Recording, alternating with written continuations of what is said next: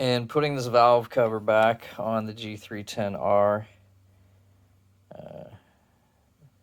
These little M6s right here. Strip these out. So we'll talk about this for a minute. And it's these screw holes, 1, 2, 3, 4, right here in the cam holder. And I was using a click type torque wrench, so I was using a torque wrench, which did not click. And I'm telling you, in my personal feel, nothing was snug. You know, I've been turning wrenches for 40 some years, and I am not lying to you a bit when I tell you this is the first time I have ever stripped out anything in an aluminum head or any other type of aluminum piece. I've never stripped one before. I'm a torque rich guy. I use my torque wrenches. And you know, I'm not the first experienced guy that's stripped out this same part in a G310.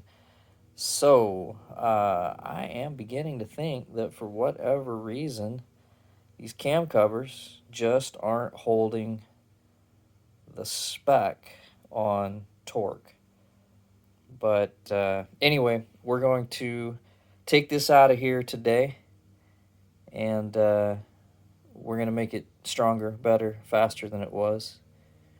Kudos for you if you're as old as me and you know where that's from. But we'll get at it. So before we can pull that cam cover off, we've got to get in here and take out the cam chain tensioner. Now, this tensioner, my shop manual says that's a 24 millimeter. It is not. It is a 30 millimeter. So I went and got the right tool for that. And that's already broken loose right now. I'll spin that out by hand and get the cam chain tensioner out of there. Here's that tensioner out. So once you spin this piece out by hand, this piece is in there like so, and you just extract it. We'll set these aside, put a little dot of oil on that before we put it back. Next, we're going to take an H5 here and pop loose this pen right in front of the intake cam. This is a pen that's going to let us remove this cover right here over the cam chain. So we'll get that out of there. All right, we've taken those two screws and got the chain guide out of there. So there's our cam chain exposed.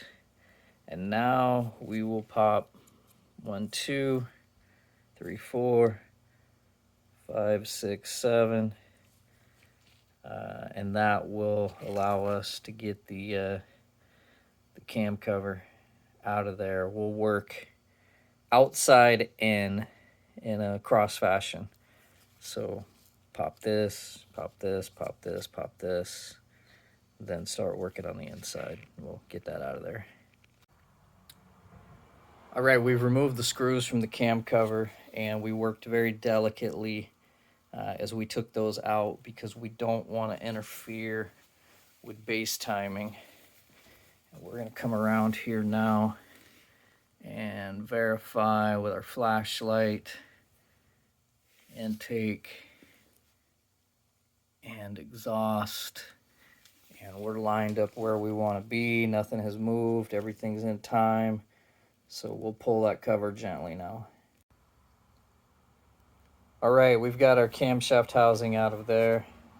So you see this dowel right here that my thumb's on. Let's set this aside. Here's your other dowel right here. So those dowels are what hold the housing in place, and it is in there tight, folks. So to work that housing up out of there, you're going to want a small mallet, a mallet that you can get in here and have a little bit of an X swing pattern to. You need something small like this.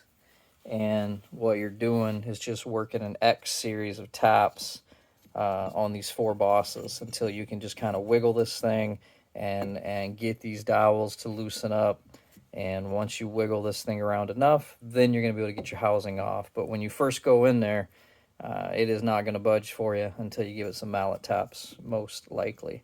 So this is what today's project is about.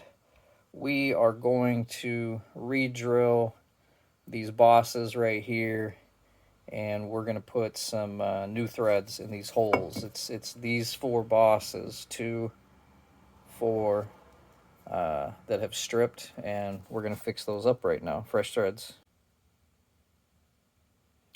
All right, we pinned our workpiece down, and using the appropriate drill bit from inside our coil kit, we've drilled these bosses out. Now we see, the screw sits right in there. So we've got these to the proper depth drilled out. Now we will run a tap through there to get some rough threads in there, and we'll put our coils in. And that'll give us a fresh set of threads. Be good to go. All right, we're drilled and we are tapped with the rough tap. So we'll clean this piece up, and once we clean it up, we will put our coils in.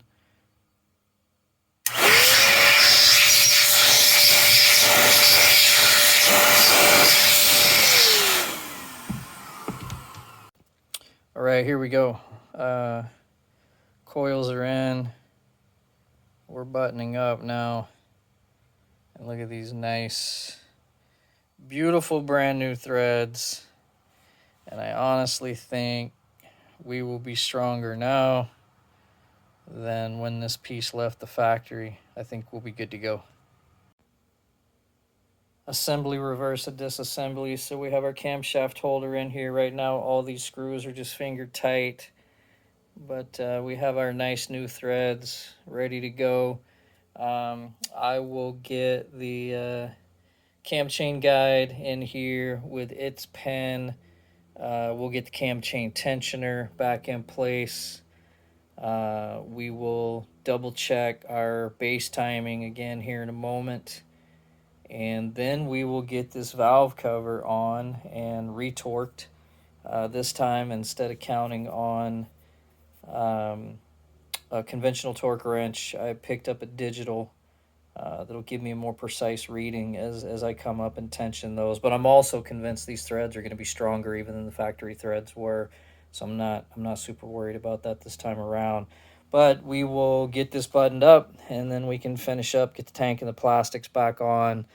This whole mission was about a valve check. Valves look good, and we'll button this thing up. And next time we go back into the valves, we will know that we have some stronger threads, and we'll know that, man, that camshaft holder is just the softest threads I think I've personally dealt with. All right, we're buttoned up. We have the proper torque on all these valve cover screws now. They held perfectly. Spark plug back in place, ignition coil back on. Everything is good to go. So we will button up and run the bike. But crisis averted. That camshaft holder is repaired and stronger than factory, I do believe.